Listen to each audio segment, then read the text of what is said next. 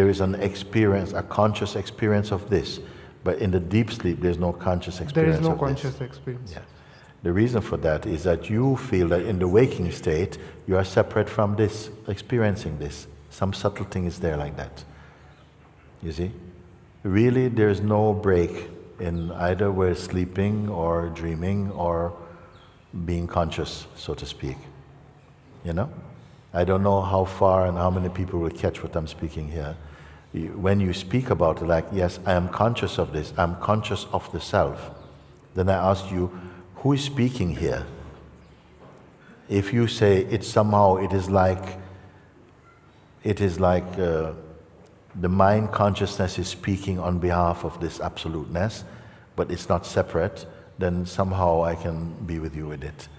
But if you have a sense that there's something separate commenting about the absolute, then I'm going to ask you to take a look properly, you see. That is itself an idea. That would itself be an idea. I don't know if we have gone too far in this kind of talking for most people, if you are alive with me in this moment of talking or not. Yes. Yeah, because I am not here just to swap concepts and to entertain the mind with spiritual concepts or something. It has to be food in the mouth, not menu. If you're hungry, you come to me, I can't give you a menu. Somebody who's really hungry and come to you and I give them the most beautiful menu, it's not going to work. If you're hungry, you must eat food. If you are thirsty for this, I have to give you something that will quench your thirst. Your attitude should be like this. If you have come for just spiritual knowledge and to learn how to be a guru and all this kind of stuff, you're in the wrong place.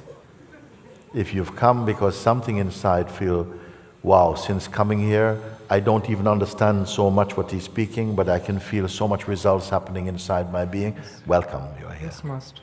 Be careful that we don't start to speak about this. Don't keep talk about it. No, Master. Because quickly the mind loves that, and then you start to say, yes, you know, like, for me now, nothing exists, there's no you, and please keep quiet, don't speak. It's very irritating to hear people speak like that. You are like Ramakrishna made an example, like I gave the example, that if you throw an empty bottle out into the river, it will keep going gluk, gluk, gluk, gluk, gluk, gluk, gluk, gluk, gluk, gluk, gluk, gluk, gluk, gluk. When it's totally filled up, it will go to the bottom and total silence. Don't be in gluk, gluk, gluk, gluk, gluk, gluk. Yes, Master. Yeah, you stay at the bottom in silence like this. No?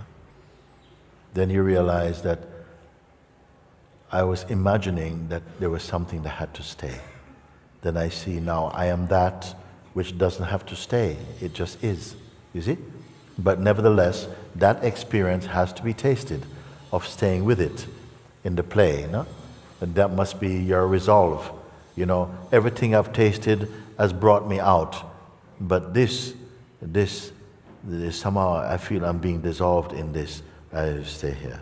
I am just here. You see? When the mind and attention go out, you have the sense that you have gone out. But a wisdom inside you say, oh, even attention can go out, but I have not gone out. You see, you're developing a wisdom. It's happening very spontaneously in you. That's why I mean keep quiet. I don't mean keep quiet. I mean remain quiet.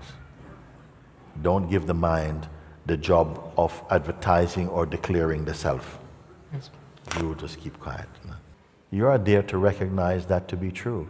Now, all I would encourage is to just sit with that and say, really, how do I stay here? Maybe a feeling goes, yes, okay, I can see that I am here now.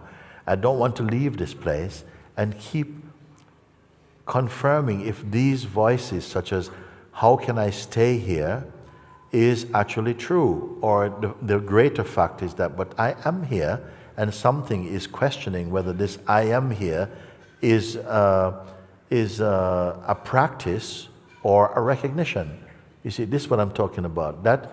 That continues to develop. I want to tell you why I'm speaking like this, because I would say growing up, my temperament would not be for someone who thinks. I was not a good thinker. You know? I was not into reading and all this type of thing. If you saw me with a book, it's because it had pictures in it. I love pictures and comics and stuff like that. I'm not somebody who think and, go into, the nature of the self. That's not me. In fact, when the first bout of a kind of an awakening took place, I just knew it was God. I didn't think it was God. I knew it was God in my heart. And for a few years, all that I could do is to sit quietly. And people were coming, and I'm just sit, and they seem to be happy. I just sit. Sometimes I feel an energy come to look like this. And then sometimes my head would just stop. I didn't intend my head to stop, but stop and looking, and it was just as though there was some energy kind of like going zzz through my eyes. My eyes used to feel really strained, happening, and then it would stop, and then it would move on again to something. I'm watching this. Something is watching this. I noticed it, and I knew, and I felt it is just the God energy doing these things because there was no intention. Because I didn't like looking into people's eyes particularly. Because in the old days, I look at somebody in the eye and I feel like I'm hiding something. But now that went away, and something was beginning to just scan and just sort of like look. But there was no personal controller of this. It was just happening like that. And so I used to just sit with people sometime. I didn't even invite them. It just happened like that. And then at a certain point, people started coming and started to ask me about consciousness and self-inquiry. And I said, oh my God, I had to pray, Father, you're sending these type of people. I don't know what to say to them. You deal with them. And shortly after that, some ability arose to, when questions were asked, I could see the answers. Not as words, I could see the answers as a seeing within myself. And that's how all this talking now. Because even sitting with Papaji for all this time, he didn't directly teach self-inquiry. He applied self-inquiry. And I used to say that in the days sitting at my master's feet, I was not learning so much, but I was changing a lot. This is why now I can tell you, if you don't understand what I'm speaking, if you don't understand words, that's okay for now. But pay attention just to your feeling, not what your mind says about your feeling, just the pure feeling. Because grace is taking care of you. I know this thing. But when this thing happened, I started to recognize, then the words came. And like I say, Papaji was not teaching self-inquiry in this way. And look at this. Myself was some regular little kid. It became clear, like something needed to speak like this. And maybe because I live in the West, where Western mind is very complex. And something was showing how to come out of that. But I'm not particularly interested in big, long conversations.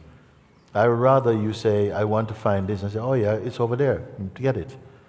I don't want to draw maps and speak of philosophy about anything, because it's very simple. You're hungry, you eat. Thirsty, drink. Tired, sleep. Full of energy, go walking. I don't want to make a big philosophy about it.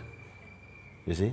So this is what I'm saying, that I'm not interested into, big analytical thinking, because I say, no, I don't trust this one. Let's speak very simple. And the truth is very simple.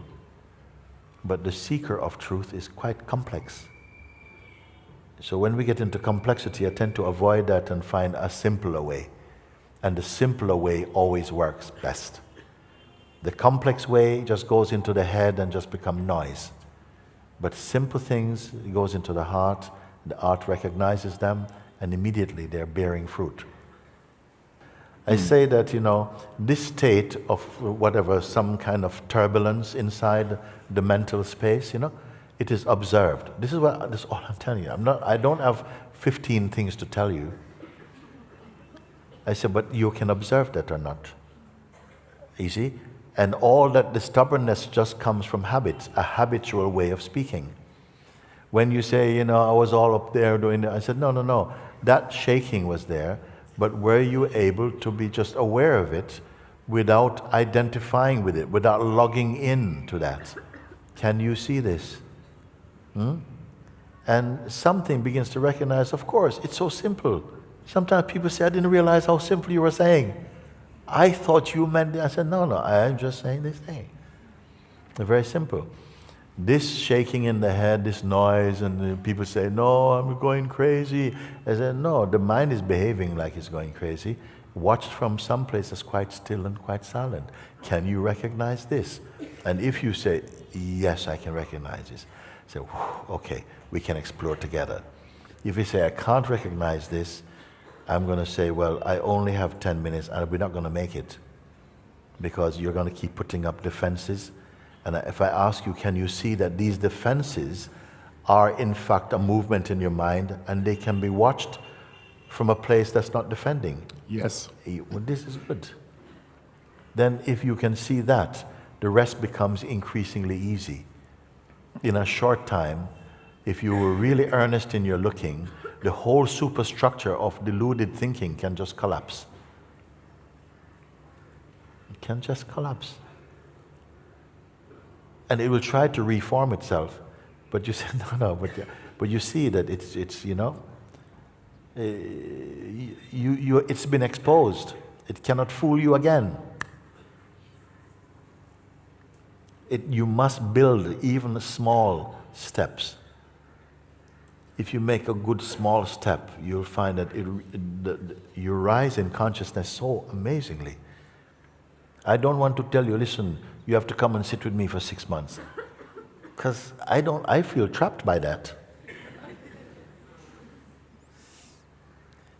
I say, listen as much as you can now and apply what you have understood or you feel something. I trust this. Then I see you tomorrow, let me see how you are. And if I see you like, I say, okay, I don't want to buy this one. Not today, I don't have time to sit around, in a pool of tears. No. Let's look at the one who make use of the pointing because it is so effective, it is so immediate, it is so for you that if you make use of it immediately, I said this is a tree that bears fruit immediately. So I don't have to tell you, listen, I come back in 3 months and see how you're doing. If you are really understanding already today, your life has changed. It's become brighter, more spacious. And it's not just good luck, it's not good luck.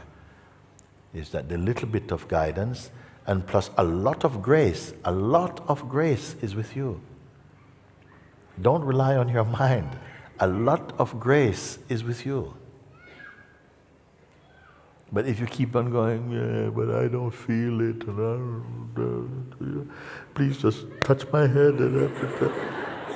Okay, and I touch your head, and you say, yeah, can you touch it again? So, no, okay, I'm sorry. I'm not interested, full stop. But if you're speaking, and I'm not here to speak to intellectuals, because it works for everyone. It's simple enough. It's simple enough, I give time because we are not accustomed to this type of self-examination. So it takes a while to break it in a little bit, and I have that much time to look together because it took me time also. It took some time. At first I was trying to, somebody tell me they sat with Papaji, and one time a woman came to Papaji one morning and was saying, Papaji, thank you. I said, what's she thanking for? And she said, I got it, Papaji. I said, yeah, everybody shut up. And I said, because we're trying to get it as well. And she said, I was in this morning, we were sitting in the kitchen, and my husband came and brought me some muesli and said, you want muesli? And I said, no, I want popcorn or something. And then he says, you want a popcorn? Why don't you pop? And suddenly it finished. So I started to think, maybe it's popcorn. So popcorn. Your mind tries these things. It's going to think, maybe if I get this popcorn and, was that full skim milk and what, it will do all these crazy things. You try it, and then you see it's not that. It doesn't work, you see? So we can try all these things, and, the mind plays like this. You have to get used to how your mind plays also. And everything has been shown just to look from good place. You look from good place, the proper place. I've not just sent you out widely. You say, no. Just this. Try this today, look. And from this you should find it. Because the self is not hiding. You see? It's kind of missing the obvious, you know? It's always here. It's always here. It's more here than your present idea of yourself, which one day will go. Hopefully soon, go. And you're going to enjoy your absence beautifully. The absence of the idea you have of who you are. Simple thing. No one has ever discovered the self and was disappointed.